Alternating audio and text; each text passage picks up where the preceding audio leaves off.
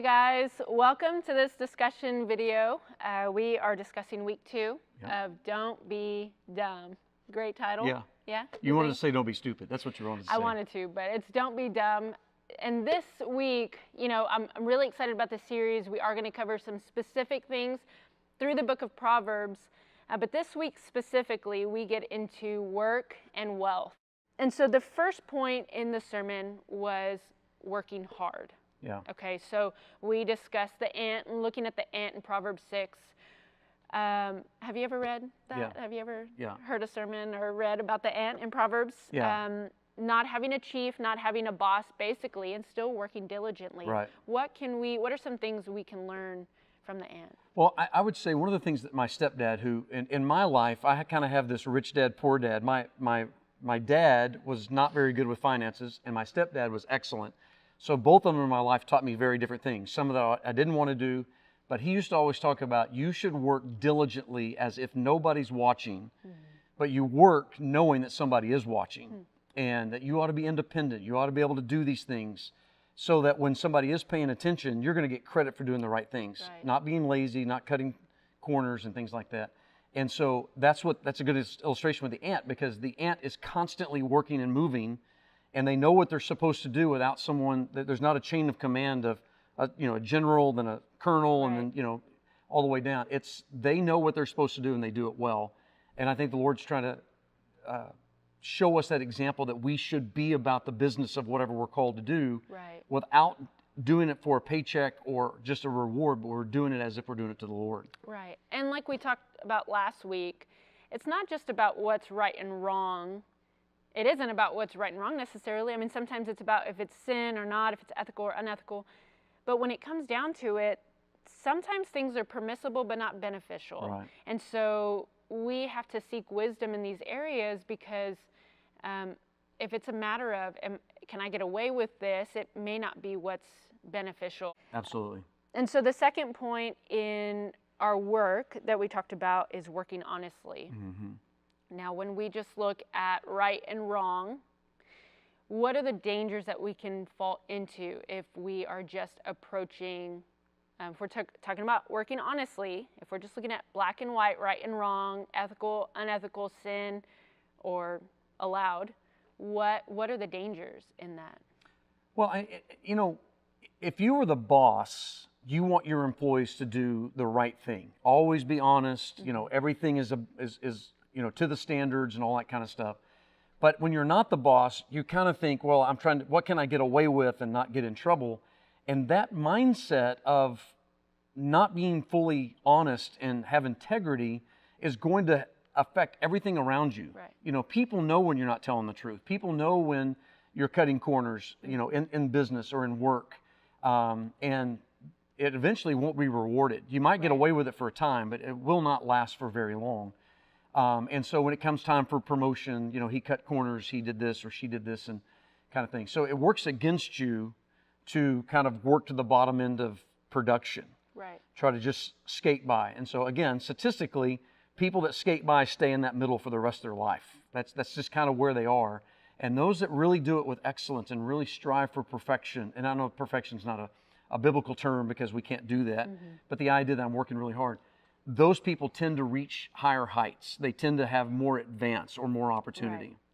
Yeah, absolutely. I mean, just like you said about working diligently in high school, and generally speaking that you see those same characteristics in their lives later on, this is the same with honesty, working honestly.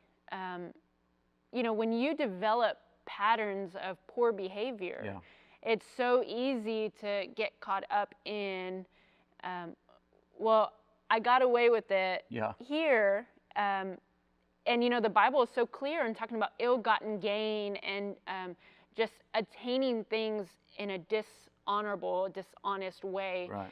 And we just have to trust that God's word is true, and that his plan is better for us when we actually do things in an honoring and honest way, that there is more fruit than doing things dishonestly. Yeah. I think that's super important. And I've shared the story with a lot of different times, but we tried, because when I grew up, that I wanted to manipulate things to look the best. Not necessarily just for me, but just the idea that I want things to, if somebody did something wrong, I didn't want to tell everybody about it because it hurts their reputation. And so kind of manipulating the truth, okay? It's lying, but the idea is I don't feel like it's a lie if I'm just manipulating. Right. But then as I got older, and Amy really helped me a lot with this when we got married, but we didn't want to demonstrate that for our children. That dishonesty, even little lies, even little deception. Say, the phone rings, tell them I'm not here, kind of thing. Right. People with cell phones have no idea what that means, but we used to have a thing that was hung on the wall and had a little receiver on it. Yeah, what was it called? We called it a phone, but it's really like a phone with a long charger hooked to it, if you think of it like that. Anyway, the idea was that, if you didn't want to tell them you were here because you didn't want to deal with it, you tell your kids to lie for you. Right. And in order to do that, we're now telling them, I lie about little things, but how do you not know that I'm lying about big things? Right. And same thing in our work. Without integrity, you have no idea. When something looks like it's gone wrong, I have no idea how to trust you. Right. Yeah, and the importance is like when we see that there is a negative, there's a consequence when it comes to, someone might catch me. When we look at just worldly and earthly life, it's easier to curb our tendencies because we're scared to get caught. Right. But I think what we need to understand is God sees everything, Right, and He cares about our heart. And it's not a matter just of like, oh, well, my children are doing things wrong, so they deserve some consequences. But a matter of, no, I know what is best for them. Yeah. And when they are doing things in an honest way, when they are honestly carrying out their lives, it is much better. Yeah. It is the free life that I have created them Right. to live. And Yeah, so that's good. it goes back again to just trusting the Lord. The third topic that we discussed, or the third point in this sermon, was working excellently. And so we talked about Daniel and King Nebuchadnezzar. Yeah. And we can learn a lot from his life. And I just thought it would be good if you can talk about some of the takeaways from his life that would be good for us. Well, Daniel's life started, or the story starts where Daniel is captive. Their country's taken over. He's taken as a slave. He holds his faith, and because of his integrity, even the guards gave him the ability to do things differently. And he proved himself, or God proved himself through Daniel time and time again, to the point where it makes the king now bow from his own idea of God and authority to Daniel's view. So that integrity drives everything in this story. And it's overwhelming to a king that's powerful and doesn't have to bow to anything. He ends up changing his perspective because Daniel is so valuable in his integrity. Yeah, and it would have been so easy for him to say, well, I'm a slave. Like, God can't use me here. Yeah. I'm oppressed, or God's been allowing all this negative stuff to happen to me. But instead, he used the things that God had gifted him with to glorify God, to be used by God in whatever circumstance. And so I love that. I always can go back to sports because that was a big thing in my life. It really was like my identity for a long time. And it would have been so easy for me to just throw in the towel because not everyone on my team cared as much, or people do that at work. I mean, we've seen it even in churches, where we have seen it's like, well, they don't care as much, and so I'm just not going to care as much. And it is so important for us to see Daniel's life as a slave and being oppressed, to just continue on and to just do things excellently. It is such a good story, such a good reminder for us. Yeah, absolutely. And then in the sermon, we took a turn and we talked about wealth, which is a really weird thing for church because you have some gospels that preach prosperity and you have some that preach a poverty gospel. Right. And do you want to talk a little bit about maybe even just the dangers of both of them? Right, yeah. So the prosperity gospel is dangerous because what you're saying is once you trust God, everything's going to be met with abundance, which John 10:10 does say that we'll have life abundantly, but it is not the promise of financial gain. Right. If that were true, what about the thousands and thousands and thousands that believe in parts of the world that don't have running water? Right, absolutely. One of the greatest testimonies of a pastor we saw in southern Mexico one time is he literally lived on a hillside outside the trash dump with a piece of tin metal leaned up against a tree stump, and he was rejoicing under that better than I think I've probably ever trusted the Lord before. And so if the prosperity gospel is true, then that guy doesn't know the Lord because he didn't get blessed into a mansion. And the other one about the poverty gospel is the idea that if you love God, that you'll give everything away and not accumulate anything of value. And Mother Teresa took that vow, and that's fine. God leads certain people to do certain things. But overall, that's not the gospel. The gospel is you are responsible to follow what God's plan is for you, and He will choose and guide your path, and He's got a plan for you. Some are designed to have wealth so that they can finance the church and some of the things in the church. Others will not, and they'll be in impoverished situations where they're ministering in that situation.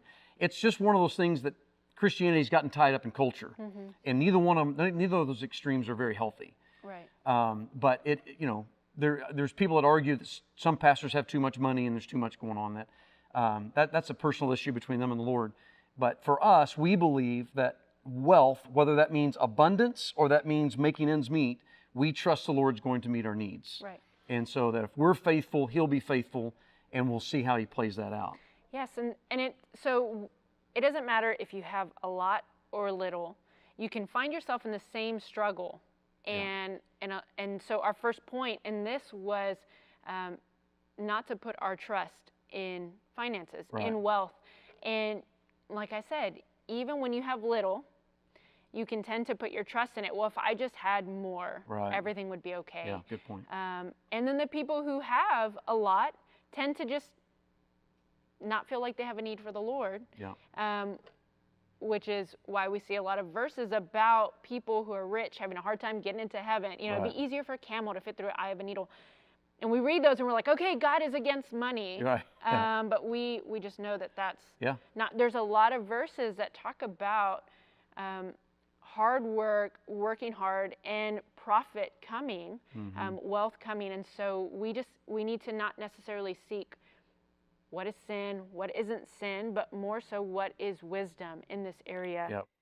And I just think as we kind of finish up this week of this part of wisdom, one of the things that I'm reminded of from my lifetime is I need to seek wise counsel from wise people, not just counsel from anybody, but see who's done it well, see who's lived this life well, and ask them and to follow them and to trust them and to emulate some of their decision-making processes and those kind of things, and not just wished it was different, but actually put into action that we were going to seek wise counsel. And it's hard. It's vulnerable, but it's super important. Yeah. So as you guys kind of finish up this session, just kind of talking about areas that you could have wisdom or you could ask for wisdom and how you work and your work ethic and how you deal with the money and the resources that God has given you, we just want to encourage you to really think through where that wise counsel and that wisdom comes from. Yeah, y'all have a great discussion. We'll see you next week.